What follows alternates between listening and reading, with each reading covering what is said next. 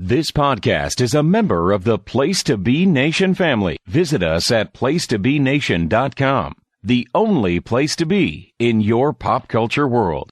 This is It Was a Thing on TV. Spoiler number 1 is Dr. Lee Franz. It stinks. What is going on? What is going on? Episode 128, Submission 169. Nice. Saturday Supercade. Saturday Supercade aired on CBS Saturday mornings from September 17th, 1983 to December 1st, 1984 for 26 episodes over 2 seasons.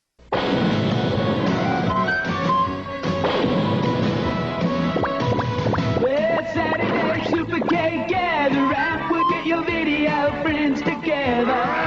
Yes, Saturday Supercade is time for fun, and no one else can do it better. And it feels so right, because it's Supercade time. Let's have some Supercade fun. Yes, it's Supercade time. Let's have some Supercade fun, fun, fun. Come on to Supercade time. Join all the Supercade fun. Yes, it's Supercade time. Let's have some Supercade fun, fun, fun. Come on to Supercade time. Join all the Supercade fun. Monkey muscle! Let's have some Supercade time. Saturday Supercade. All right, picture it, guys. The year is 1982. Yeah. America, Ronald Reagan's Reaganomics has not yet taken hold. Mm-hmm. What a shock. America is in the grips of Pac Man fever. Darn right it was. It was driving me crazy. All right, hey, Buckner, Garcia, let me continue. The game takes the arcade by storms and is taking everything else with it. Breakfast cereals, toys, watches, little of those Game & Watch thingies. Oh yeah, Game & Watch by Nintendo. The tabletop dealies. From Coleco. Yes, I had yes. the Miss Pac-Man Coleco. And ultimately, it took Saturday morning, where the pixelated Power Pellet powerhouse became Hanna-Barbera's star player for ABC's 1982 Saturday morning lineup, where it teamed up with 2 unlikely cohorts, Richie Rich and the Little Rascals. I don't know what became of those 2 shows, but I do know that Pac-Man stood out from the crowd and did so well that it was given its own half hour the next year. The success in the overall golden age of video games did not go unnoticed by other networks and other entities. And CBS was no exception. And so, that following year, almost to the day, CBS has commissioned with Joe Ruby and Ken Spears, who by now have almost divorced themselves from Hanna-Barbera, because you know they invented Scooby-Doo, right? Yeah. They create Scooby-Doo. So right now, Ruby and Spears are a few years into doing their own thing. And CBS calls on them to develop an anthology series, not unlike this one, based upon rival games from the arcade's halcyon era. And thus, in September of 1983, we get Saturday Supercade. And it sort of fit with the whole imagery of CBS Saturday Morning at the time. If you remember the bumpers that came before and after, the eye catches before and after the commercial. Oh yeah, the ones they did for this show were incredible. And the ones they do all through Saturday Morning. Some of the earliest computer animation on television, and they used it for eye catches. So, what was Saturday Supercade?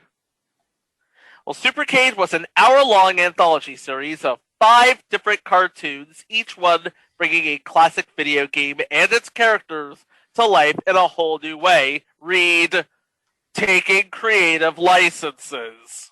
Yeah, because there's not much you can do based on the game. Yeah, remember, this was 1983.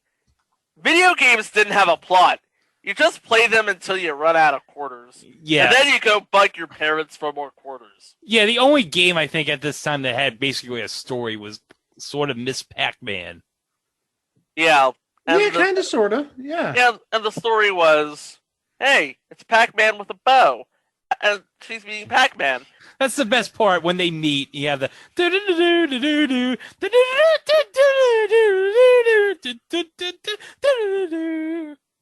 and then they have the little heart above them. It's like, oh, that's so dark. Oh, when they first meet, and then the second interlude, they have the baby.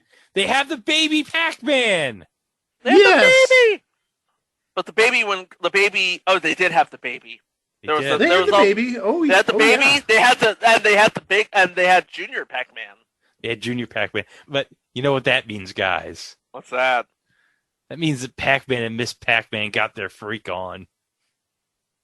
Oh, jeez. I was trying to avoid that.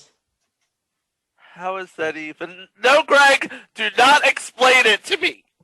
So, again, creative licenses from video games with zero plot. So there was pretty much an open book. I mean, there's really nothing that the writers couldn't do. So what do they do? Well, I'll tell you what they do.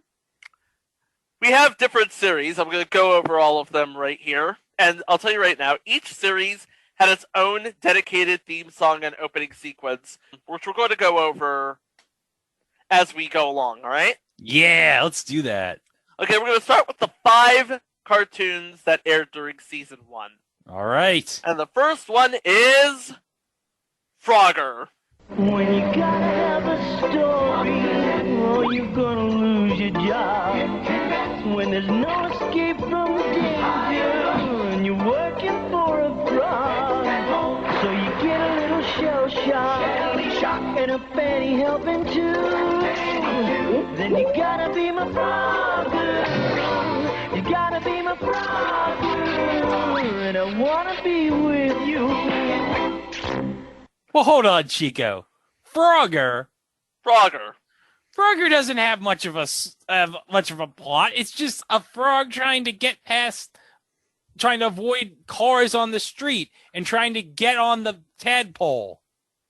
And the logs. Are we forgetting the logs? Oh yeah, the logs. Yeah. Well, we all know George Costanza. He really loved Frogger.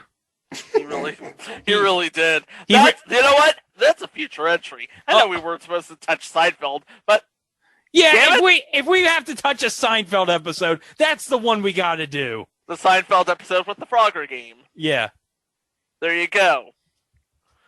So, the video game Frogger, you cross the street, you hop on a turtle, you hop on a log, you hop on another log, hop on another log, hop on another turtle, and then you go home.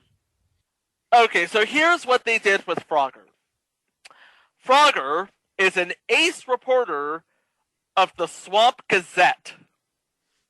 He and his friends Shellshock Shelly Turtle and Fanny Frog go out in search of crazy stories, sometimes about human behavior, to publish in the newspaper. Meanwhile, Frogger also has to deal with his gruff boss and editor-in-chief Tex Toadwalker, and as in the game, often he has an encounter with an alligator or is flattened to a pancake by a passing car, counting on somebody with an air pump to snap him out of it. Also, that's how he stays alive in the game. Boy, that's a lot of artistic license there. That is a lot of artistic license. But check this out. Did you notice who plays who in the cast? First of all, Frogger is played by Bob Sarlat. And we mentioned his name, I believe, during the David Letterman show episode, because he was a semi-frequent guest on Letterman back in his late night days.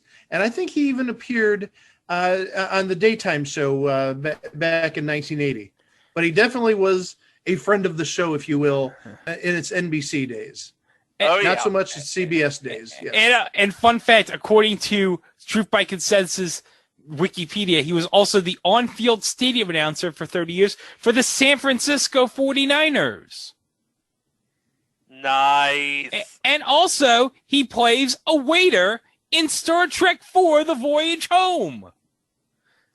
That's I believe that must be the dinner scene between Kirk and Dr. Jillian Taylor. Yeah, the one where he says, I'm from Iowa. I only work in outer space. I only work in outer space.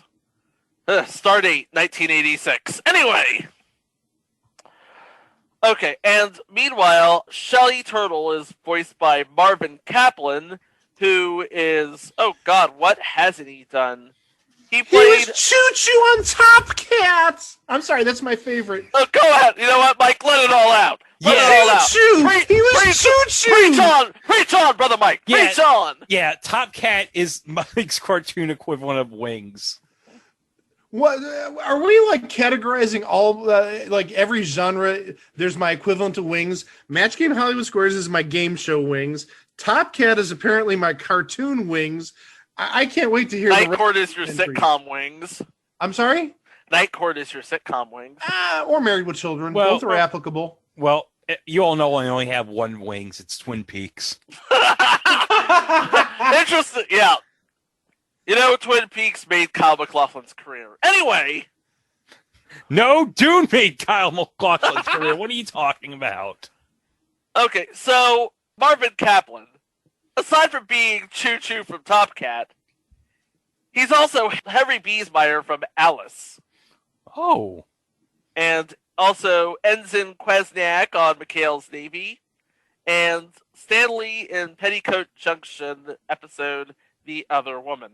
Wow. But everybody remembers him as Choo-Choo. And now he's playing Frogger's boss. I thought only I remembered him as Choo-Choo. Okay, among us three, I'm the only one who remembers him as Choo-Choo. There you go. There you go. And Fanny Frog is played by just a legendary voice actress, B.J. Ward. If we were to talk about everything that B.J. Ward has done, we'd be here forever. I'm talking The Fantastics, G.I. Joe, Voltron, Tom and Jerry the movie, not the new movie that's coming out, the old movie that nobody talks about. The one with Dana Hill. The one with Dana Hill and Richard Kind, yeah. The Real Adventures of Johnny Quest, Samurai Jack, Regular Show, Captain Planet. Yeah, I mean, B.J. Ward is just legendary. And playing the editor-in-chief is Ted Fields, who is, wow, he founded Interscope Communications to produce films. His first hit was Revenge of the Nerds. Ooh! Yeah, because this would have come out around this time the show was on. Yep. And again, some of these stories are just crazy. That's the thing about people who write for either Hanna-Barbera or Ruby Spears in the 80s. They were very penny with their episode titles. This is the listing for Frogger. The Ms. Fortune Story, Spaced Out Frogs, The Who Took Toadwalker Story, Hydrofoil and Seek, The Great Scuba Scoop, The Headline Hunters, The Legs Croaker Story, The Blackboard Bungle, Good Night Frogger, spelled Knight, Fake Me Out to the Ball Game, I Remember Mummy, Here Today, Pawned Tomorrow, and Hop Along Frogger. Yeah, that's peak 80s right there. Peak 80s Ruby Spears cartoons. Mm-hmm. And then there's Donkey Kong. Donkey Kong.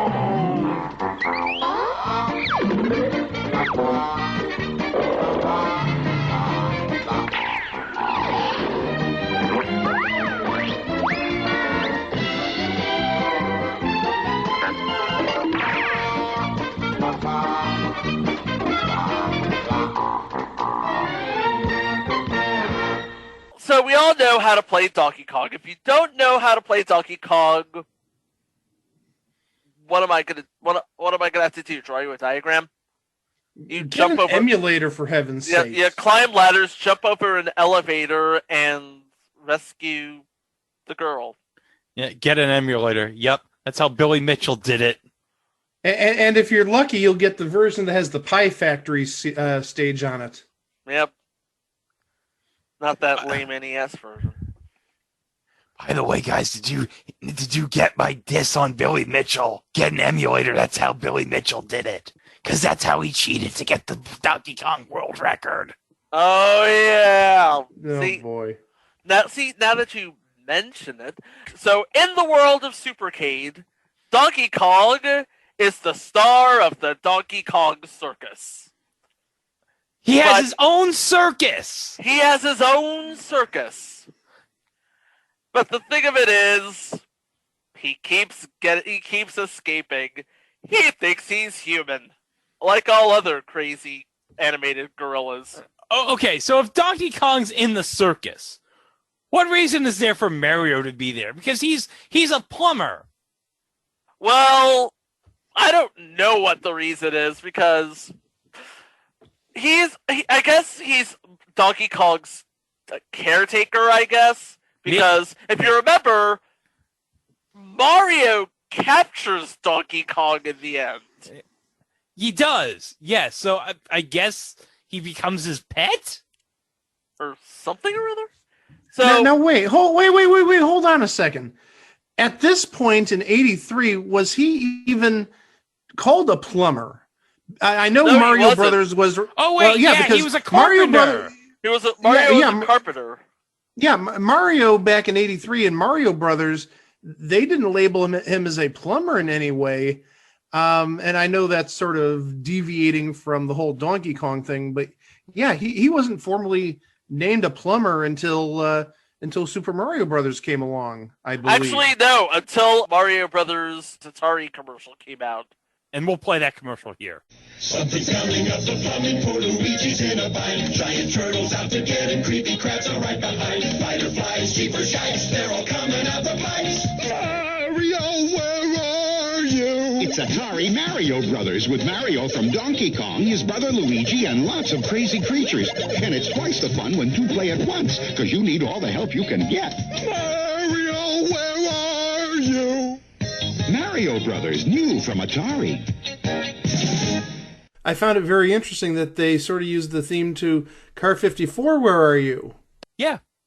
So yeah, he is a plumber. There you go. He's a plumber. Mario Brothers Atari made it canon that he was a plumber. There you go. He's a plumber. Now, okay, so he's a newly instituted plumber then, because yes, that would have been '83. Yeah, he's a newly instituted plumber, and he's put in charge of a gorilla. Process that. Wait. Makes sense. What did you say he's in charge of?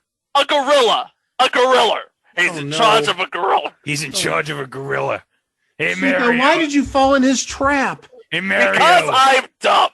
Hey, Mario, I need you to take care of this gorilla, okay? He's in the... I know it's weird that you've been having this gorilla you captured in the game as a pet, but hopefully he won't be chasing after Pauline. Funny you mentioned that. Donkey Kong escapes the circus and takes Pauline with her. And in the world of Supercade, Pauline is not Mario's girlfriend. Pauline is Mario's niece. So, Donkey Kong escapes the circus. Mario gives chase. He rescues Pauline. And then he escapes again. So Mario and Pauline are pretty much crisscrossing across the country with the Donkey Kong circus, trying to catch Donkey Kong. They almost catch him, but at the end of every episode... we're back on the road again! Now, this is from Truth by Consensus Wikipedia. Plots typically centered on them encountering crime with the villains of the week, conning the slow-witted Donkey Kong into doing their work, and Mario and Pauline exposing the truth. After Mario and Pauline reveal the truth to Donkey Kong, the three of them team up to stop the antagonist's plans, followed by Donkey Kong evading Mario and Pauline again. So basically, this becomes Bigger Jaws. This becomes Bigger Jaws. Now, there are only 3 names you need to know from this series. Oh, from yeah. Donkey Kong. First is Mario, played by the one and only Peter Cullen. Optimus Prime? Optimus Prime. My name is Optimus Prime. Again, Peter Cullen, legendary. Legendary status. His CV of voiceovers is undefeated. And then you have Pauline, who is played by Judy Strangis. And again, if you don't know who Judy Strangis is, I could just say 2 things. Room 222, Electro Woman and Dyna Girl. Oh, yeah. Electro Woman and Dyna Girl. But the biggie! Oh, yes! The big one! Yeah! Donkey Kong himself is played by the one, the only, Soupy Sales. Yeah! He from previous entry, the episode of Boy Meets World, where Sean works for the Philly Mafia. I didn't know Donkey Kong had a great takeout business. Donkey Kong's got a great takeout business. Takeout business! Okay, and again, we have the cute episode names. Mississippi Madness, Banana Bikers, Gorilla My Dreams, Gorilla Gangster, Little Orphan Apey, Apey and the Snow Beast, How Much Is That Gorilla in the Window, Private Donkey Kong, Sir Donkey Kong, El Donkey Kong, Greenhouse Gorilla, Harry Parent. Oh, wait, you said Greenhouse Gorilla. Interesting thing. That episode is actually based on Donkey Kong 3 and introduced the Supercade universe to Stanley the Bugman. Ooh. Oh, nice. See? Donkey Kong 3 doesn't get enough love. I just want to get that off my chest. No, it really doesn't. Donkey Kong 3 is awesome. Yeah, I believe I might have that on the Wii Virtual Console, by the way, of my Wii U. So our third entry into the Supercade is Q*bert.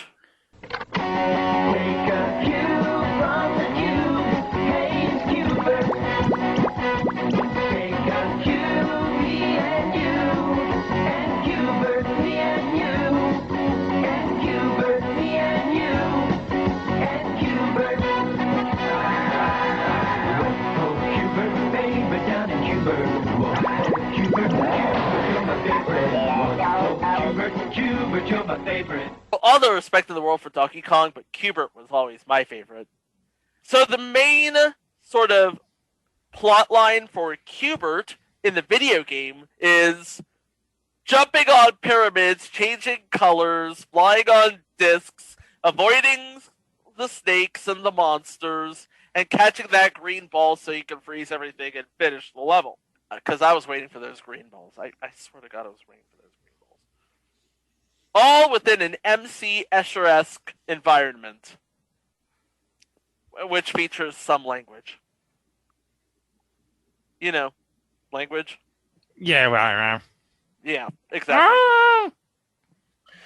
Okay. In the Supercade version, the person in charge of writing Q*bert stayed up all night the night previously watching American Graffiti. So he puts Q*bert in a 1950s inspired universe in the town called Qburg. And teenage Q*bert has to deal with his brother Q*bit, his girlfriend QT, his mom Q*mom, his friends Q*ball, Q*val, and Q*mungus, and of course the resident bullies Coily, Ugg, Rogway, and the new character, Coily's girlfriend Viper. Wait a minute. Coily? Coily. No springs! In some scenes, you're going to see Slick and Sam as sort of your Huggy Bear type characters. You know, not exactly the good guy, not exactly the bad guy, the off to the side guy. Yeah. Because Slick and Sam like to hang out off to the side. Am I right? Yeah. Play some Cuber. Anyway, Cuber features block hopping, color changing, swearing bubbles, and the occasional flying disc. What it doesn't feature in the game, and it features prominently in the TV show, is a projectile fired out of his proboscis called a Slippy Doo. It's like this black ball, oily looking thing. And the funny thing is, I was watching some YouTube videos earlier today, including a number of videos going through the history of different video games, and one of them was Qbert. And originally they wanted Qbert to shoot something out his nose, like a pistol or something like that, shooting balls or bullets or whatnot. It's just the technological capabilities of 1983 and 82 sort of prevented that. Yeah. Again, lots of known entities in this, well, not as the others, but a lot of known entities on this particular series. Okay, playing Viper, Julie McWhirter, who you may know as the prolific voiceover actress and the wife of one Rick Dees, Tar Heel in the house. And then you have Frank Welker, who plays Slick and Sam, and Q-Mungus. And Q-Ball. and Q-Ball. And haven't we mentioned him enough, through the course of this podcast? I think this is at least like the fourth mention he's gotten. Frank Welker? Yeah. Ah, okay. Yeah, because we talked about him in... last week with O'Madeline. Mm-hmm. Right, yeah. He did a voice in O'Madeline. We talked about him in The Duck Factory. Yep. And I think we talked about him somewhere else, but this is at least the third mention of Frank Welker. And won't be the last for sure, let me tell you. Nope. Oh, of course not. And then there's Dick Beals, who plays Cubit. Dick Beals, of course, the voice of Davy and Goliath. Wow. And the voice of... holy cow, he's got a lot of credits to his name. But yeah, you probably only know him as the voice of Davy and Goliath. But then there are those that you don't really know. For example, the character of Qbert, the main character, is played by Billy Bowles, who I think this was his only cartoon role. I'm not quite sure, because I don't see him on IMDb or Wikipedia or anything. No, he, according to IMDb, he did a voice on Pink Panther and Sons in 1984 and 85. Ah, I'm looking at the wrong Billy Bowles. My bad. Yeah, but that's apparently the only other cartoon voice he did. Huh. Yeah, taking a look at it, it's Saturday Supercade, Pink Panther and Sons, and there's some other credits. There's a after-school special on ABC back in 1975. The Bill Cosby Show? His career isn't very incredibly diverse. No. Okay, his girlfriend QT was played by Robbie Lee, and if I'm not mistaken, she was actually she plays Twink on Rainbow Bright in the future. What else is she known for? The Get Along Gang. Oh yeah, Zipper Cat. Everybody loves Get Along Gang. How could you not love the Get Along Gang? Here comes the zany episode names: Disc Derby Fiasco, The Great QT Contest, Cue Ball Rigmarole, Thanksgiving for the Memories, Take Me Out to the Q Game, Noser PI, Q Historic Days, The Wacky Q-Bot, Q Beat It, Q Earth's Up, Rebel Without a Q-Oz, Looking for Miss Q Right, and The Goofy Ghost Getters. Oh, you skipped they had a game show episode called Game Show. Oh, I didn't even see that one. Game Show Whoa. Because game shows in the 50s were fixed. What the Q heck is going on with all those Q titles? I don't QO. I think we were Q move on to the next Q episode. Okay, cue the next series. Oh, that was beautiful. I got 1,000,000 of them. No, I don't. Okay, the next up is Donkey Kong Wait, we already did. Junior. Oh, Donkey Kong. Oh, Donkey Kong Jr. Okay. Yeah.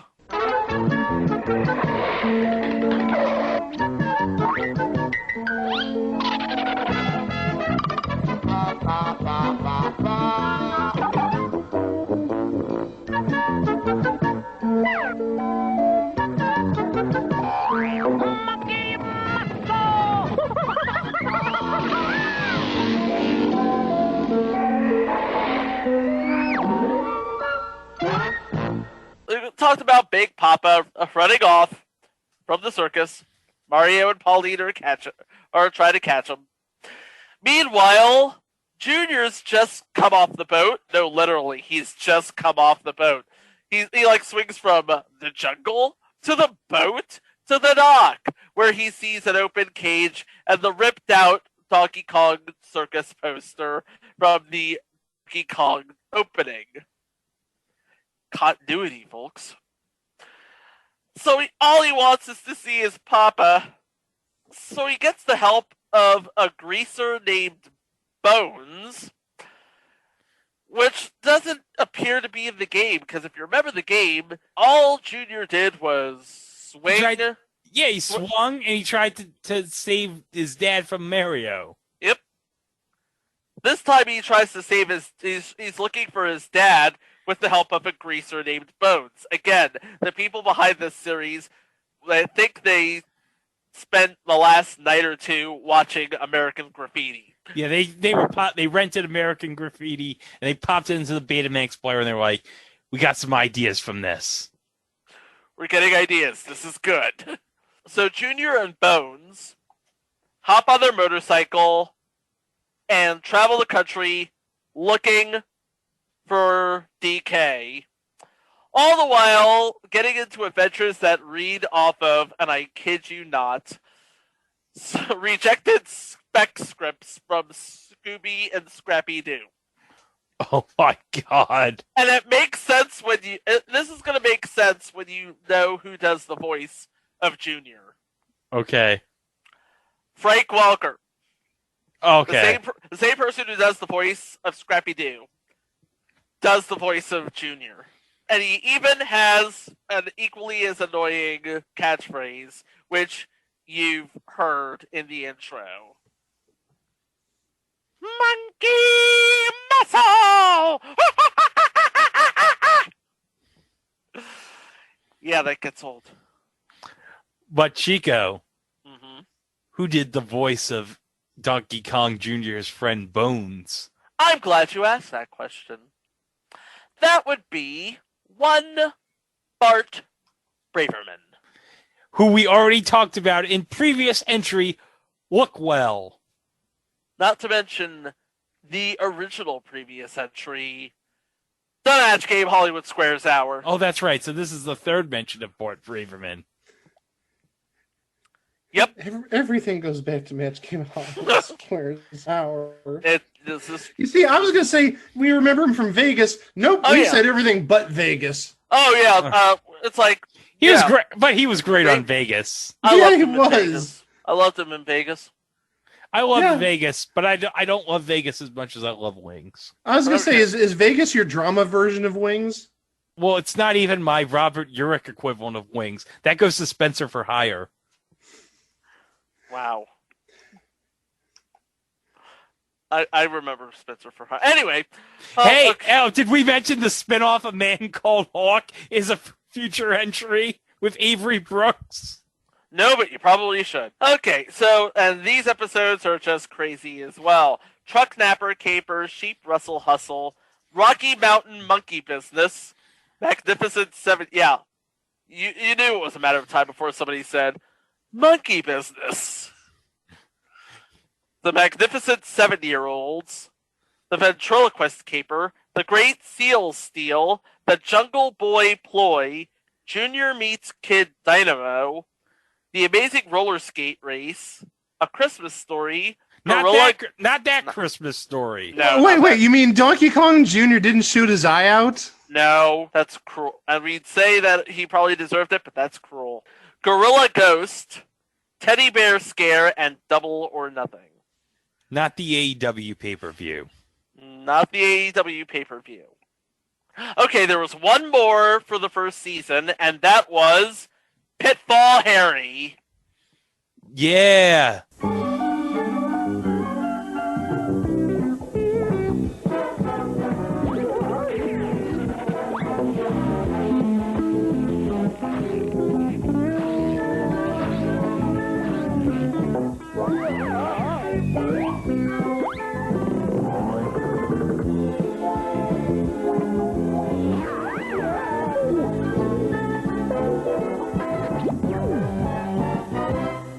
Pitfall Harry, his niece Rhonda, and their cowardly pet Quick Claw the Mountain Lion explore jungles for hidden treasures, having many different adventures along the way. Pitfall Harry, voiced by the incomparable Robert Ridgely, known for... Don't make me say it, Chico. I'm gonna make you say it all day, man. Well, he's come up, I think, twice. I can't recall the most recent episode, but he was on When Things Were Rotten, and it all goes back to Night Court because he played Chuck Fleck, the game show host on What Am I on Night Court. I'm Human Sweat! You are Human Sweat. You're darn right. Yep. And he's also the mayor in Beverly Hills Cop 2. And he's been in no less than 3 Mel Brooks joints. Blazing Saddles, High Anxiety, Life Stinks, and Robin Hood, Men in Tights. That's 4, but also don't forget When Things Were Rotten was Mel Brooks too, so there's a 5th. Oh, yeah. But then again, his main claim to fame was as talk show host with Woody Woodbury. No, his most popular claim to fame is he was a semi-regular on You Don't Say back in 1975. No, I'm kidding. You're probably right. It was whatever Woody Woodpecker show you just talked about. And so that's Pitfall Harry. His niece Rhonda was voiced by Noelle North, who is known for voicing Roanne in The Legend of Prince Valiant. I love that show, The Legend of Prince Valiant. And Quick Claw was played by Kenneth Mars. And if you don't know who Kenneth Mars is, might I suggest you go, I don't know, rent The Little Mermaid or something, because frickin' Triton the Sea King, come on. He was also on 2 seasons of Malcolm in the Middle as Otto Manchester, Francis's well-meaning but dim-witted boss and a German immigrant. So, yes, he was the very gruff that guy from that thing. So those are your 5 original segments from season 1: Pitfall, Donkey Kong Jr., Hubert, and Frogger. So, in the fall of '83, it was slotted against the Mon-Chi-Chi's Little Rascals Richie Rich show and Shirt Tales on NBC. Okay, Mon-Chi-Chi's Little Rascals Richie Rich was on ABC, and Shirt Tales and the Smurfs were on NBC. They aired the Smurfs for 90 minutes on NBC. Yeah, they loved them some Smurfs. They were very Smurfy for the Smurfs. They got a Smurf on for the Smurfs.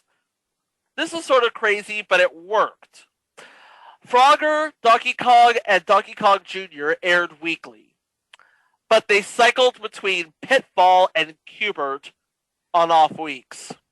So if you wanted to see all of the episodes, you had to watch all the episodes. You had to watch every week. Mm-hmm. And it worked because, again, it got renewed, especially opposite Mon-Chi-Chi's Little Rascal Richie Rich. I'll tell you what, Little Rascals Richie Rich outside Scooby-Doo, no, that ain't happening. No, forget about it. And Shirt Tales, no Shirt Tales. Forget about it. Yeah, I love the Little Rascals, but no, I'm not going to stick around for the cartoon. And I was like, hey, the Little Rascals on. Hey, the Little Rascals, bump that. My man Donkey Kong's trying to get away again. So CBS got another season of shows, but it was sort of a truncated season. They only had like 6 new episodes instead of 13. But they were able to, cobble together a total of 13 new episodes to round out the season. So they took their 2 most popular strips from the first season, Donkey Kong and Q*bert, and they paired them with 2 more strips. The bank is endless here. I mean, you've seen these old school arcades. You know it. You've seen like every episode of Starcade. You've seen all of the games that come through the pipe. You know which ones you can make games out of. They chose Space Ace and Kangaroo. Space Ace? I'm Space sorry. Ace. I know I've heard of it, but it's like of all the games in the universe, and I know you have to get rights and all this other stuff. I mean, they could have gone, instead of Space Ace, how about Zaxxon? How about a really decent game? Or Dragon's Lair, because that was also a Don Bluth joint. But that was its own cartoon, remember? Okay. Oh, yes. Dragon's Lair was its own cartoon, so that was out of play. But, okay, so I can see why Space Ace would have been chosen for that reason, because it's sort of in the same kind of family as Dragon's Lair. But you could have done Zaxxon. Another big game in 1983/4 would have been Galaga. You could have done Galaxian. If you want to do an outer space type of theme, it's just Space Ace seems sort of odd, even though you do make a valid point when talking about Dragon's Lair, since, again, that was in the same pretty much family as Space Ace. Well, so let's talk about Space Ace. Space Ace, defender of the galaxy. Together with his partner Kimberly, they battle the forces of the evil Borg, who seeks to conquer Earth with his dreaded Infanto Ray.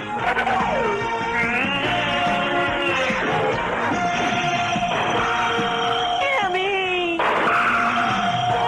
Let's get him!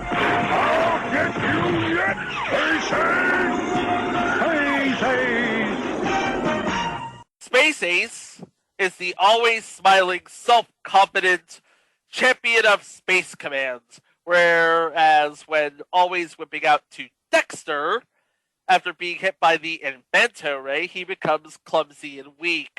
With Officer Kimberly by his side, he works for Space Marshal Vaughn to keep the peace in the universe. They fight the evil alien commander Borf and keep him from invading Earth. Ace and Kim try to keep his wimping situation secret and protect that Dexter is Kim's little brother to Vaughn. Now, again, creative licensing. Dexter had certain chances to revert to Ace, but in the cartoon, Ace and Dexter seem to switch off at the worst possible moment. So Ace was played by Jim Piper. Who is Jim Piper? I don't know this Jim Piper. I should know. He's not related to Billy Piper, I'll tell you that much. No, he's not. He or Rowdy Roddy. No, that's in future entry Hulk Hogan's Rock and Wrestling. Oh, wrong cartoon. I'm sorry. Just wait until we get into All-Star Saturday Rock and Wrestling Spectacular. Oh yeah, coming this fall. But yeah, he spent his career being that guy from that thing, but let's just say his biggest credit is as additional crew in Dr. Giggles. True story. And his alter ego, Dexter, is played by Sparky Marcus, who is known as Shelby on Sigmund and the Sea Monsters. Jimmy Joe Jeter from Mary Hartman, the child evangelist who died of electrocution in the bathtub. Oh. Yeah. And he's known primarily in cartoons as the voice of Richie Rich. But yeah, Jimmy Joe Jeter and Mary Hartman, though. His partner, Kimberly, is played by Nancy Cartwright. And if you don't know who Nancy Cartwright is... Have you been in a coma for the last 30-something years?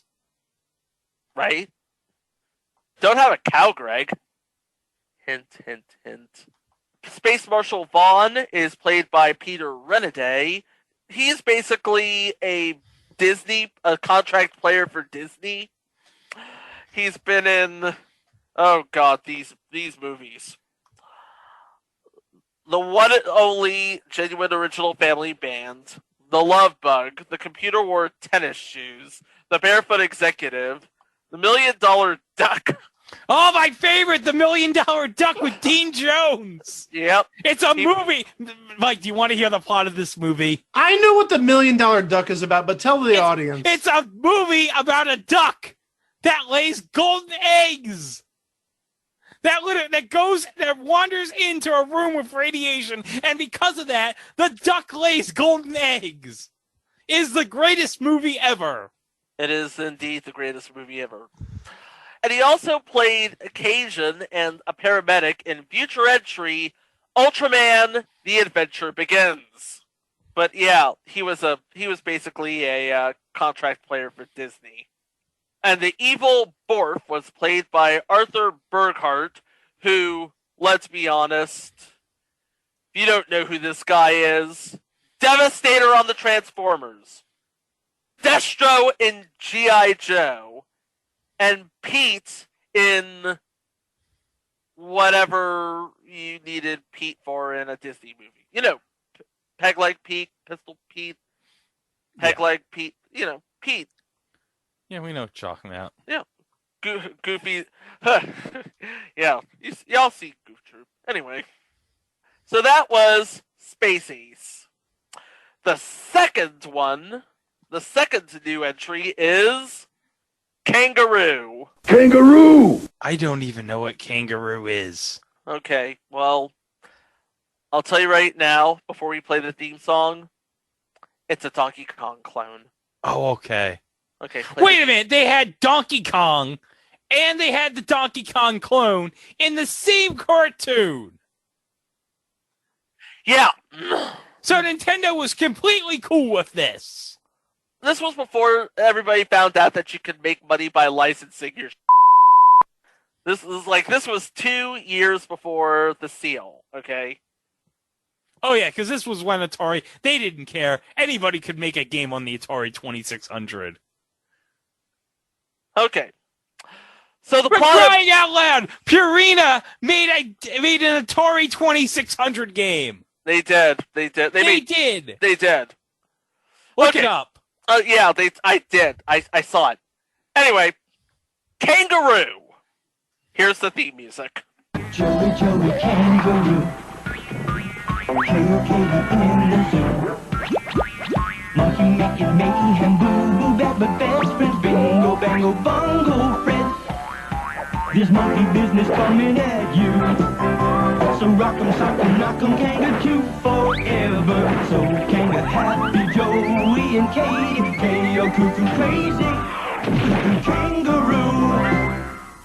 So Joey Kangaroo, his mother K.O. Katie Kangaroo, and Sydney Squirrel must stop the monkey biz gang of Bingo, Bango, Bongo, and Fred, 4 meddlesome monkeys who are known for making trouble at the local zoo by the zookeeper, Mr. Friendly.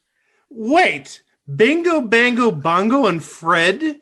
Bingo, Bango, Bongo, and Fred. Is this a takeoff of Inky, Pinky, Blinky, and Clyde or Sue?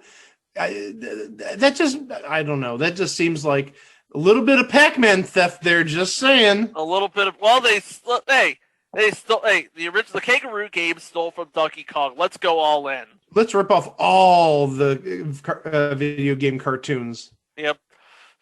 And while we're at it, we'll rip off Shirt Tails with the zookeeper, Mr. Friendly.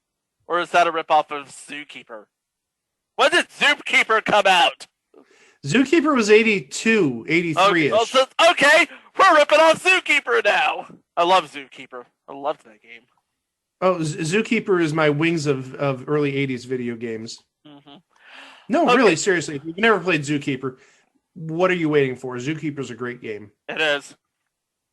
I'm trying to find it, on the virtual consoles. It's just not happening though. Anyway, There's not a lot of home versions out there. Really, the only way to get the home version, and this is for both Chico and you, the at-home listener, is if you have a PS2. It was released on Untitled Legends and also Xbox, I think 360 or original version of Xbox. Taito Legends. Title Legends 1 definitely has it because I had it for the PC and also the PS2. Problem is, it's like 15 years later, it won't run on a current PC. So stick to the PS2 if you can. Or the I have a PS3 and I'm looking for a reason to hook it back up. I think I may have just given you one. All right then. Let's talk about the cast. We've talked about Marvin Kaplan and Frank Welker and Arthur Burkhart. We did not talk about Pat Fraley, who is another pure legend, another legend of voice artistry. And the main character, one of the main characters, David Mendenhall, he plays Joey Kangaroo, but he's known for, oh God, he was a 12-year-old drug dealer in The Reporter, a very special episode of Different Strokes. The one with Nancy Reagan in it. Oh, jeez. Yes. But ultimately he got out of the business. He got his law degree, and he's been working legal for NBC Universal, and he works in the prize department at Game Show Network and NBC and Fox. So yeah, very accomplished man, this David Mendenhall. Playing his mother, K.O. Katie, was Maya Martineau, who is known for, her only other credits include Centurion, It's Punky Brewster, and E's Book 1 and 2. By the way, E's Books 1 and 2, really great game. I suggest you check it out if you're into JRPGs. Oh, David Mendenhall played Sylvester Stallone's son in Over the Top. I did not know that. Over the Top, Dad! Oh, you know who else was in Over the Top? Who else was in Over the Top? Robert Loggia. Oh. Robert Loggia! Drink your orange juice, kid. Yeah. Billy, your mom says you need to drink some oranges for your breakfast. Yeah. Oh, and you know who else was also in Over the Top? Who's that? Terry Funk. Yep. We'll be talking about Terry Funk later in March. Twice. Yep.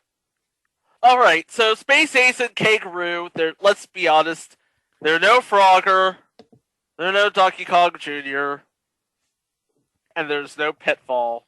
No. By the end of the year, Saturday Supercade would be gone. Like, totally gone.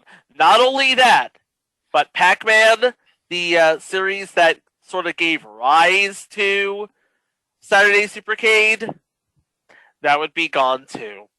Well, we did have that video game crash of '83. That certainly didn't help things. Yeah, it's like everything that can and did have anything to do with video games. Yeah, no. It's just not making money for the network. It's not making money for the arcades. It's not making money in the home deal. Yeah, the story of E.T. is just emblematic of the era. But a counter theory. Your theory is good, Mike. Your theory is totally solid. But let's look at the schedule. 1984 during the fall. It's up against Turbo Teen and Dragon Slayer. Both one-season wonders. But judging its 3 apples high blue ass, it's a Saturday Supercade's action. The last 60 minutes of The Smurfs. Yeah, that'll do it. Yep. That spring, they replaced Saturday Supercade with Dungeons and Dragons and the first half hour of the Bugs Bunny Roadrunner show. And if I'm not mistaken, they'd both be gone before the next fall. Yep, they would both be gone before the next fall, or at least moved. Yep, Bugs Bunny and Roadrunner, they're gone. Dungeons and Dragons moved to the 11:30 slot. In the 9:30 to 10:30 slot is the last half hour of Muppet Babies. And the first half hour of Future Entry, Hulk Hogan's Rock and Wrestling. Oh, yes. It's a real shame that this show is a case of keep circulating the tapes, kids. Because, if you do a deep dive into everything going on with the show, so now Warner Archive, who owns the entire Ruby Spears catalog, puts a post out on Facebook, I think this was like 2011, that says they're working on getting Saturday Supercade released to DVD with a whole bunch of extras. Just a slight problem with that. There are these things called rights issues. And, well, we can talk about Frogger, which is owned by Konami. That's no problem there. And you can talk about Donkey Kong and Donkey Kong Jr., aside from the deal what they have with Universal, to license their name for their Universal Studios properties, and B, that case involving Donkey Kong's name being a ripoff of King Kong, which totally wasn't. And you can talk to David Crane about getting Pitfall. But this is where you have to do a little bit. By the way, you can also talk to Sun Corporation of Japan about Kangaroo. But the two big things in the room. By virtue of acquisitions, Space Ace is now owned by Disney. Because Space Ace was created by Don Bluth's studio. Don Bluth's studio was bought out by Fox. Disney buys Fox. Yes. And by Fox, we mean the company formerly known as 21st Century Fox, not the Fox Corporation that still owns Fox, the broadcast network. Yes, the animation studio under the 20th Century Fox banner. And Qbert, by virtue of it being owned by Gottlieb and Millstar, is owned by Sony. Yes, through Columbia Pictures.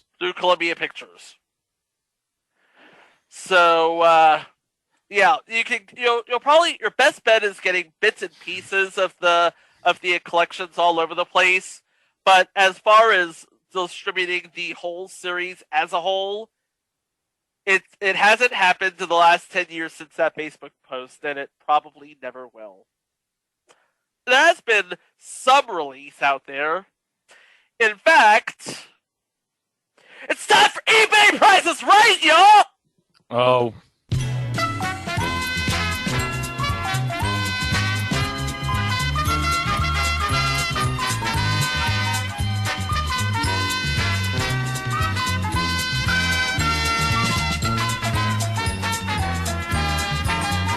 Okay, what is this? Okay, this was an entry from Walmart, believe it or not, and it is 17 episodes of the original animated series of Qbert. So wait, hold on. This is eBay Prices Right, but this comes from Walmart. It's a secondhand listing. So from eBay. Wait, it's from eBay, but it's on the Walmart eBay store. Yeah. I didn't know Walmart had an eBay store. Well, they had something, but I found it. I was looking for something, I found it, okay? Alright, so 17 episodes of Qbert, obviously released to coincide with Pixels, because it says, before Pixels, there were Qbert's animated adventures.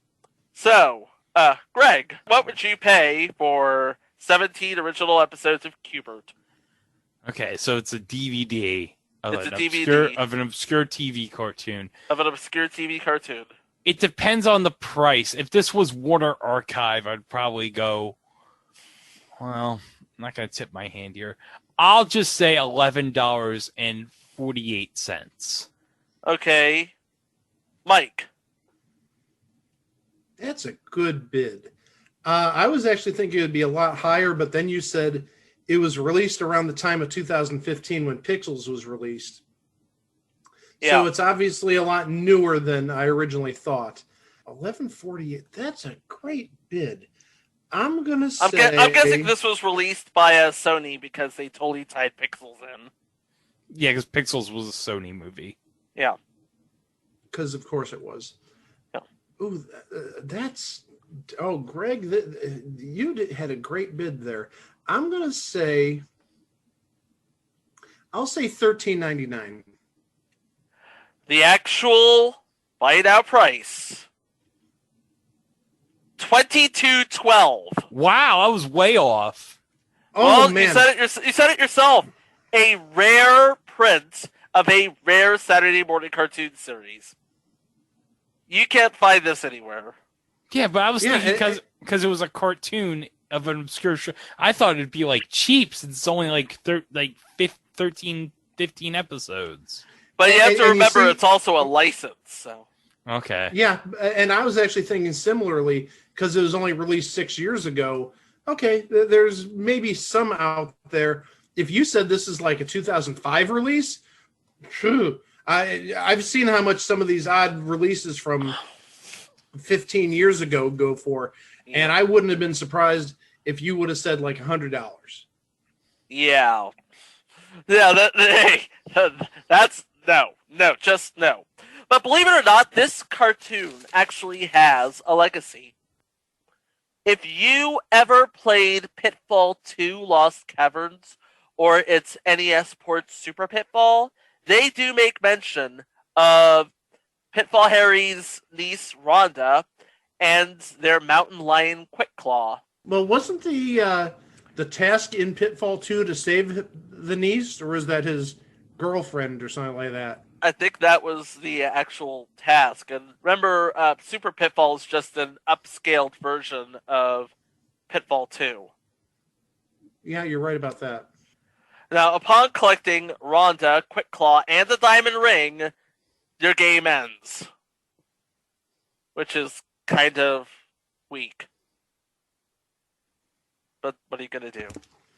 Yeah, but it's a very immersive game, especially for the Atari 2600. I remember when I was a kid, we got Super Pitfall, and we had to move from California to Arizona. And when we got to Arizona, we realized that the movers had lost our copy of Super Pitfall, and we were pissed. Yeah. So, anything to add? No. Well, have you forgiven those movers 35 years later? Hell no. Well, it's Super Pitfall. You're not missing anything. Okay, so Saturday Supercade. There were things in the arcade. There were things all over the place. And thanks to CBS and Ruby Spears, it was a thing on TV. Wow!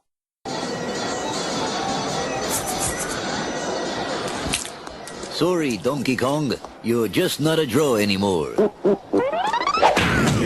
Hey, he's still got it.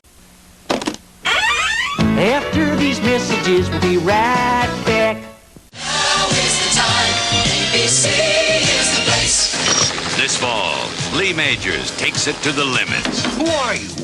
Burt Reynolds. You ain't Burt Reynolds. Lee Majors returns to television as Hollywood's craziest crash artist and hottest stuntman. Sometimes I'm Robert Redford. Catch a new spirit of action and adventure. Fall Guy. Wednesday's the night. ABC is the place.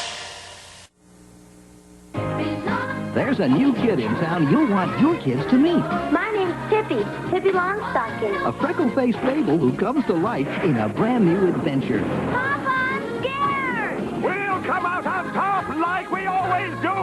She's the best time a kid ever had. Since Pippi has arrived, I've never seen Tommy and Annika so happy. The New Adventures of Pippi Longstocking, rated G.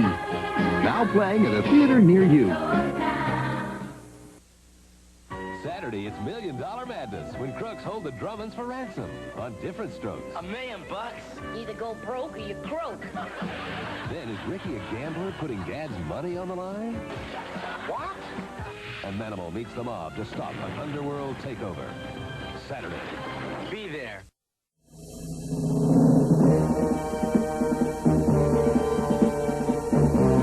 For some really big matches with some really big guys. Catch the really big show, the one the world is watching, All American Wrestling, Sunday at noon on USA.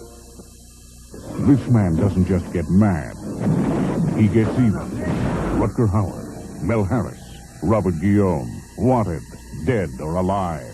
A USA movie, tomorrow at 9, 8 Central. Saturday, a terrible accident. Somebody help me! And Chuck Norris puts his life on the line to save a family. Walker! All new Walker, Texas Rangers, Saturday.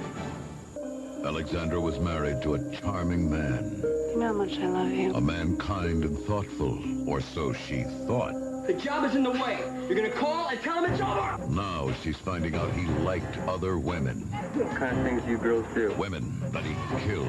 You put me away, and I'll be out in 48 hours, and I swear, I'll get you and I'll get you again. John Stamos, Cynthia Gibb, Ben Gazzara. You're not gonna touch me, and you're gonna stay away from my son. Fatal Vows, Tuesday.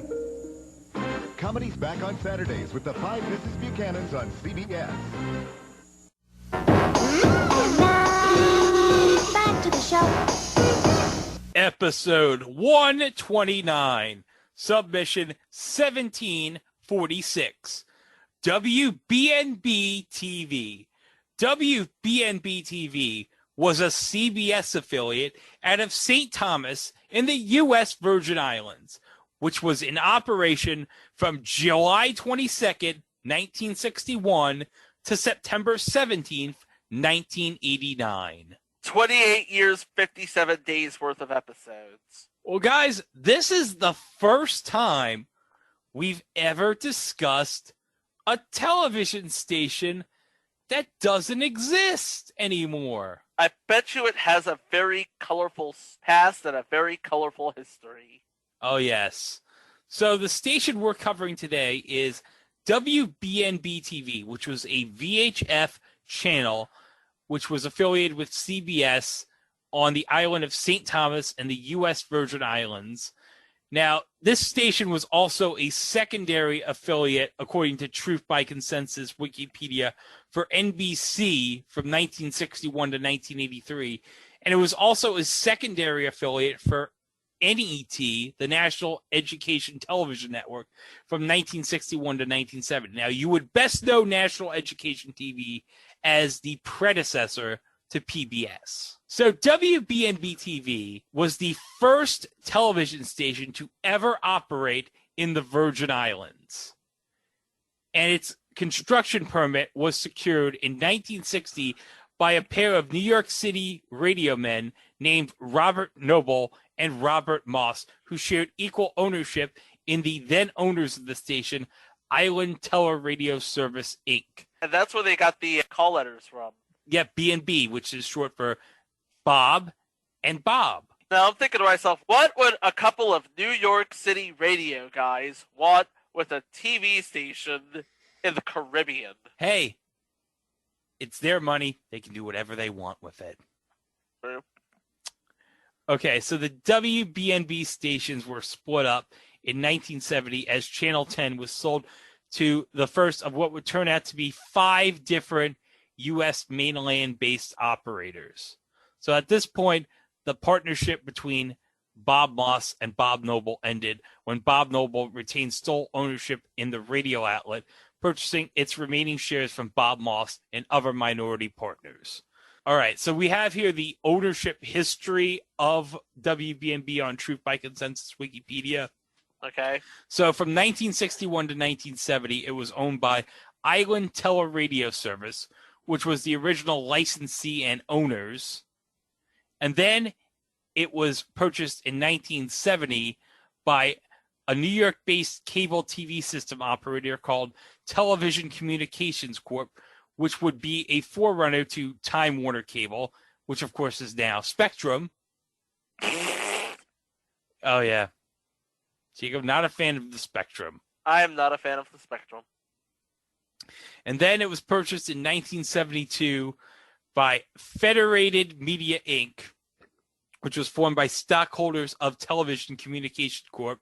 after its cable systems were sold to Warner Communications. And that lasted for 2 years.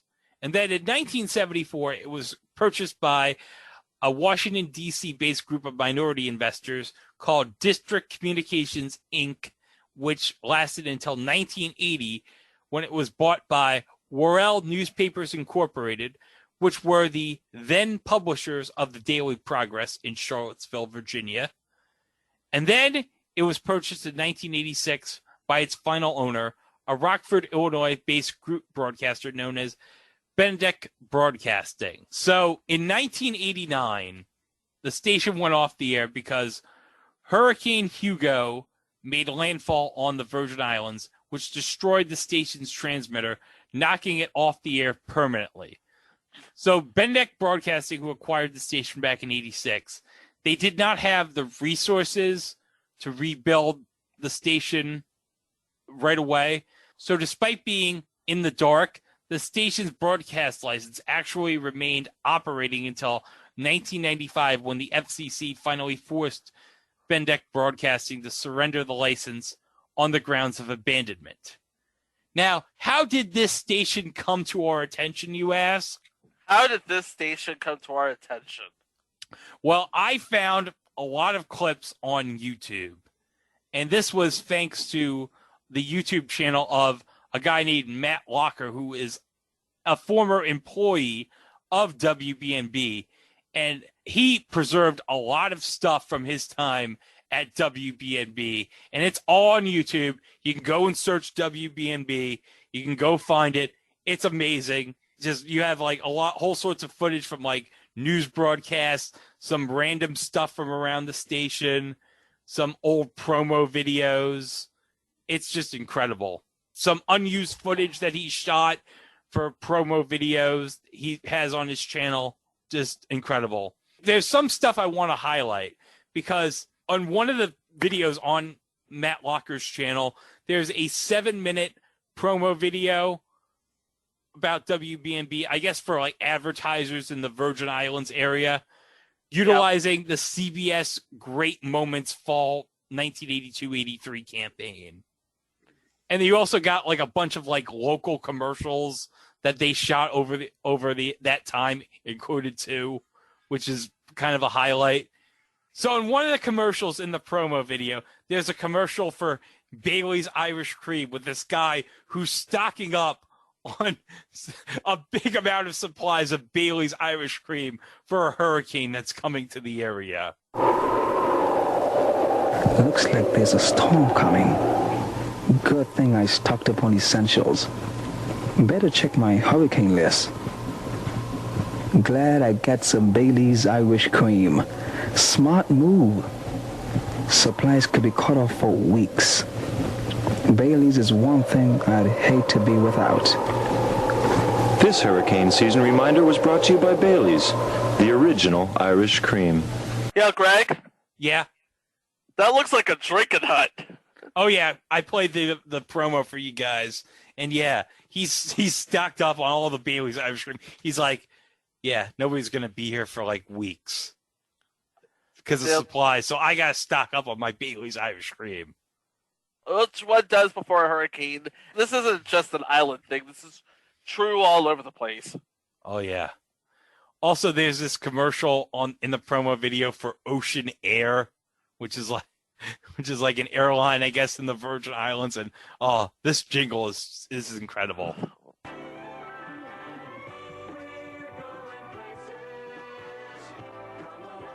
That looks like the plane from Fantasy Island. In the Dominican Republic. A terrific weekend getaway. Golf, swim, play tennis, sail. Escape to Eden at Casa de Campo. I thought for a brief moment you were going to say it was the plane from Wings. Yeah, it does look like the plane from Wings.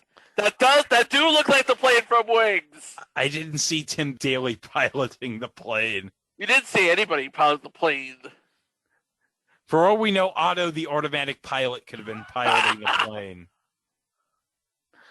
But yeah, we also.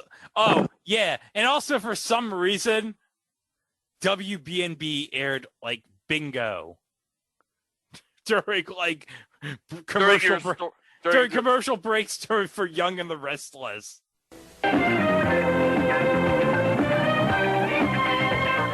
Okay, we're moving on with bingo now, and we are playing for single line bingo for $50. Okay, single line bingo for $50. Under the B, 8. Under the B, 8. B8. See there? B8. Under the B, 8. Under the B, 8. We're moving on. Under the B8, you got that one. Under the N, all the 4s. 44. N44. N44. Under the N, 44. N44. N44. See there? Okay, let's move on now. Under the G, 49. G, 49. It's like you can make $50 while you're watching your stories. Yeah, $50 for one line bingo. How would that even work? I'm guessing by phone. Yeah, those bell system lines just don't appear by themselves, you know. Okay, but how did they get the cards distributed? And how would they know it's actually a bingo? Newspapers, mailers. Possibly going to a duty-free shop or something. Maybe. Now I'm kind of curious. You don't get to like 50 some odd years without being like really, really big on the islands, right? Yeah, but also, now this is going to be something we're going to cover in a future entry later this year on network TV fall campaigns. Now, I already mentioned the promo video utilizing CBS Great Moments from like the promo campaign they did from 82 and 83. There's a promo video utilizing the CBS We've Got the Touch campaign that was around 83 to 86. That will play right here. We've got the touch, you and Channel 10. We've got a way of doing things in the Caribbean today. A certain style, a certain flair that comes through every day. We've got the touch, you and Channel 10. We've got the touch, we've got it. You and Channel 10. You and Channel 10. Stay in touch with your world, with the latest news each day. Our news team will get it to you right away. Sports and local happenings, coverage that's the best. You'll keep in touch with News at 10. We've got the touch, you and Channel 10. And also, you got a lot of news clips on the YouTube channel that he guy posted from around like 83 to, I'm guessing around like early to mid 89, just before the station went dark permanently. And oh my God, I love the style of these news broadcasts because it's like so like incredible. I mean, it's the U.S. Virgin Islands, so it's not like you have much of a budget on like set and news. Yeah, I mean, it's like on this YouTube channel, it has like all these news sort of feeds, but they look like they came out of the 70s. Oh yeah, they probably just had whatever 1970s equivalent of Chiron or the video toaster that they had lying around. It's like, okay, Yeah. we got to make do with what we got, folks. Yeah, it's like we're not getting anything from the mainland yet, so We need some graphic for the weather report. Okay, let's do with what we have. okay, so we have a magnetic map. Yeah. And all we need to do is just put stickers on it. Yeah, and you gotta change the yeah, because stickers. right here we see right here in one of the promo videos I'm showing in the screen share. There's literally the old style weather map with the stickers. Kind of reminds me of early pre-Weather Channel days. I'm looking at a news bumper right above that.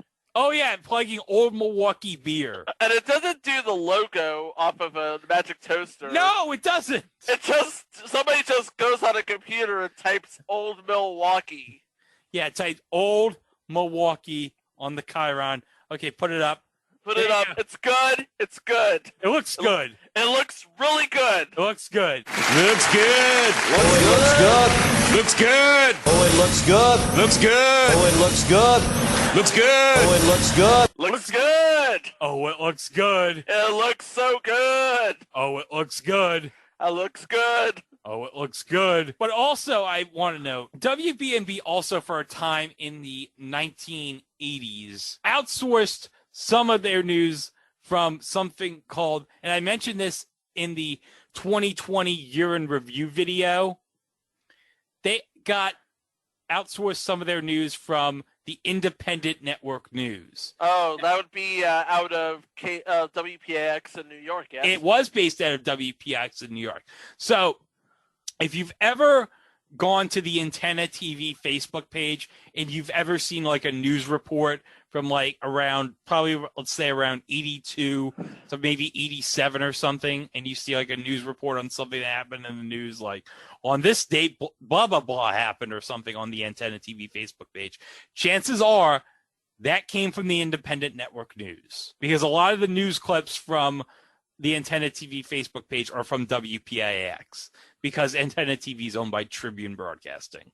Indeed. And then there's this elephant-looking guy on my screen. So it looks like a combination of an elephant and a frog. Let me hold on a second. Let me just see.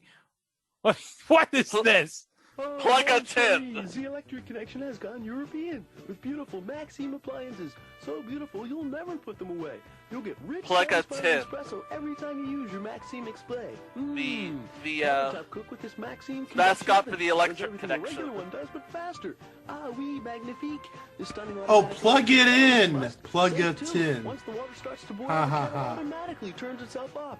Maxime electric Plug a appliances tin. at the electric connection. Ah, mon chéri, bon Especially appétit. if you say it with a sort of Julia and Graham, especially if you say it with a sort of a Caribbean dialect like a tin.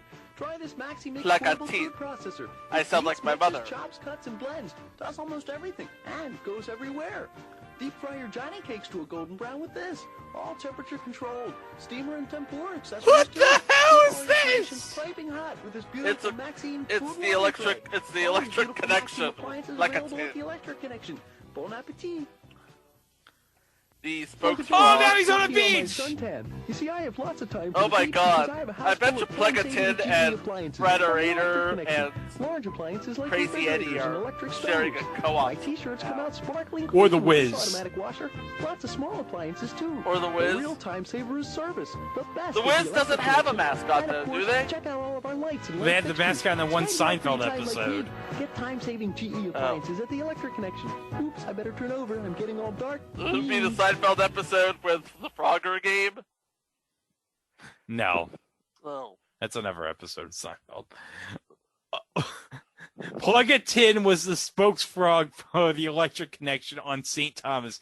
Here are 3 of their spots produced by WBNP from 83 to 84. That was so bizarre. Oh, wait a minute. Hold up, Mike. I shared you something from Facebook. So we found an image from the Facebook page Everything and Anything Virgin Islands. So the person from the YouTube channel, Matt Locker, actually shared this picture to this Facebook page that says, in the 1970s, WBNB TV did their own Saturday morning kids show called Buffalo Jody, originating in the Market Square studios. And Buffalo Mike, Jody? yeah, Mike, you had a lot to say about this to me in the chat. Buffalo Jody. That sounds like some sort of like really localized ripoff of Buffalo Bill. But also this image of Buffalo Jody, I don't see anything Buffalo going on.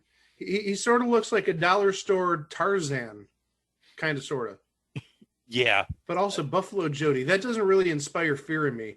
Oh no, here comes Buffalo Jody. Let's all stay here because Buffalo Jody's not going to hurt us. No, Buffalo Jody's not going to hurt us. Buffalo Jody's a nice person. We think. We don't. Well, we don't. Okay, so we don't know what kind of person Buffalo Jody is. Yeah, it's possible Buffalo Jody maybe later went on to host the bingo game that we saw earlier. Oh yeah, well, he didn't. He wasn't the host of the episode that we saw, but you know, they had such limited resources. Yeah, they had such a limited budget. It was like the most low rent, low thrill bingo game you could have. I've been on cruise ship bingos that had more excitement than that bingo game. Well, that's because your typical cruise director entertainment staff, they're like college kids, and they have that energy. Oh, they yeah. have that big college kid energy. There's nothing more fun than a cruise ship bingo game. Yep. Shout out to my good friend Lindsay, who I actually met. She was an assistant cruise director, and she liked my Doctor Who's scarf. Oh, that's terrific. Okay. So, as I mentioned, WBNB TV, Hurricane Hugo permanently knocked off the station in 1989. So, obviously, because it was a CBS affiliate, okay, CBS programming was not on the Virgin Islands again until 2001, when it was shown on WVXF Channel 17 in St. Thomas. And then the network switched to TV2 in 2009. And now it's primarily a This TV affiliate.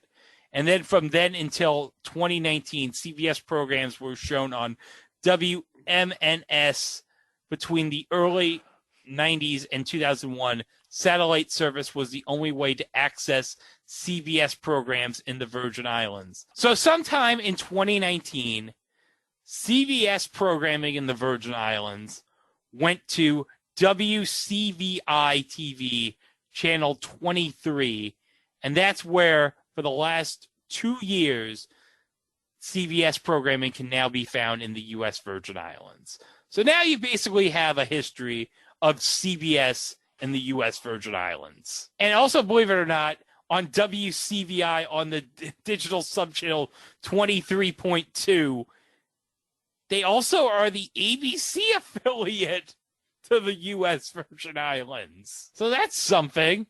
They're the CBS. They're primarily the CBS affiliate of the Virgin Islands, and they're the ABC Virgin Islands. Because the original ABC carrier switched to Ion, and then some sort of digital spectrum thing happened, and now WCBI is also an ABC affiliate. Man, that what makes sense. What a downgrade. You go from ABC to Ion. Somebody likes to watch their reruns of Criminal Minds. What can I say? Yeah. Although, don't watch any episodes with Thomas Gibson. He's a jerk. He's a jerk. Just ask Shamar Moore. So what do we got to say about WBNB TV? I am a big broadcasting geek, and before we planned this episode, this is the first I've heard of it. This is incredible. This is an incredible station that not many people would know about. And we probably would never know about it if this one employee didn't post a lot of stuff from his time there on his YouTube channel. Mm-hmm. And we have to thank him, Matt Locker, this guy, for putting all this video on his channel, because this has been a great resource for us, because this has given us so much entertainment. I mean, God, I love this. I love how cheesy it is. I love how low rent. It reminds me a lot of UHF in a way. Yeah, only it's network affiliated. Yeah, it's network affiliate. Which means, guess what I'm going to be doing tomorrow at work? I'm going to be rabbit holing this TV station. Oh, yeah. People are going to be asking, what are you watching? I'm like, shut up. I'm watching WBNB TV. What's that? Oh, it's the station that existed in the Virgin Islands back in the 80s. It's like, I'm watching WBNB TV. It's like, WBNB TV? I've never heard of WBNB TV. Well, of course you haven't. It doesn't exist anymore. Then what's WBNB TV? Oh, it was a thing on TV. Yeah, it was a thing on TV from 1961 to 1989. And it could have still been a thing on TV had Hurricane Hugo not come a-knockin'. Yeah, Hurricane Hugo, damn you. By the way, because I know Hurricane Hugo hit your area, Chico. Yeah, it did. But truth be told, I would have been 1 year removed from having lived here the first time. Okay, but So I would have been living in Arizona in 1980. okay, but did Hugo the mascot exist when the Hurricane Hugo hit? Yes. Because how long would the Hornets have existed? Like a year? A year. Yeah, they started in 88. Okay. So it would have been like one of those crazy coincidences. Well, because I do think there was like some talk about changing Hugo the Hornet's name, which thank God they didn't, because come on. Look at Hugo the Hornet. I am looking at Hugo the Hornet. He's a very nice Hornet. He is a very nice And Hornet. frankly, he looks better in teal than he does in Mardi Gras colors. Oh, yeah. We don't want to talk about that period when he was in New Orleans. No. No. Well, at least thankfully he's gone there, and they replaced him with whatever that thing is in New Orleans now. It's a pelican. Named Pierre. It's a pelican. It's an atrocity is what it is. It's a pelican named Pierre, and it scares the living hoo-ha out of you. Yeah. Well, enough about Hugo the Hornet. You can go to itwasathingontv.com. You can check out all 128 prior episodes to this. You can also go and check out all of our live shows. We got 4 live shows so far. We got 4 minisodes. You can also listen to episode 0, which was the preview episode we did prior to the start of this podcast, all the way back in October 2019. And also you can listen to the special episode me and Chico did on the Podbean feed earlier this month, where we talked about season 2 of The Mandalorian and where we previewed phase 4 of the Marvel Cinematic Universe. Which started tonight, actually. As we're recording this, the first 2 episodes of WandaVision are now on Disney+. Oh, Jesus. Oh, and I've seen, oh my God. I've seen episodes 1 and 2. I have yet to see episode 2, but episode 1 is a trip. Well, I mean, yeah, definitely. And also, I love the fact that Eric Foreman's mom's on this series. Deborah Jo Rupp, former contestant on The Pyramid? Yes, Deborah Jo Rupp. But I'll tell you this, Chico, episode 2, you are never going to look at a stick of gum the same way again. That's all I'm going to say. You will never look at a stick of gum the same way again. I don't know what's going on in this series, but I love it. It gives me some sort of Twin Peaks vibes, and you all know how much I love Twin Peaks. I know you're all about the Twin Peaks. Yeah. So next week, guys. Oh, whoa, next week, Mike, subject 1 is you and ours jam. Oh yes, and then you have a subject that it's so good. I know. Why don't I just tell everybody what we're talking about next week? No, I don't know if a lot of people know who you're referring to, which is generally a good thing. But yes, next week, 3 words describe the 2 topics. Oh, it's so good. Subject 2 is going to be completely new to me because we didn't have this guy in New York. Man, you were missing out. Yeah, you were missing out. You had a deprived, not necessarily childhood, but your new newscasts were missing a little flair. Yes. You needed this guy. You needed a guy that tells you not just what you should be eating, but why. Yeah.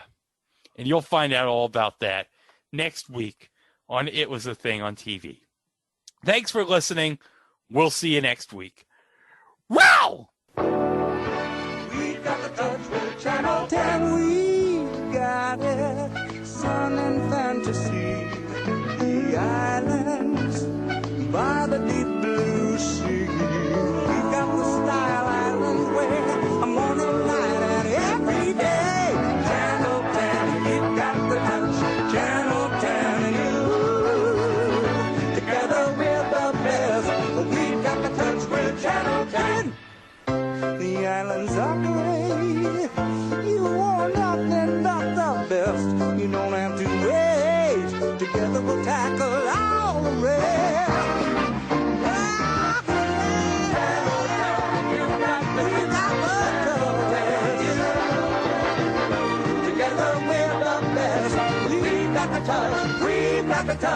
We've got the touch with a channel. We've got the touch with a channel.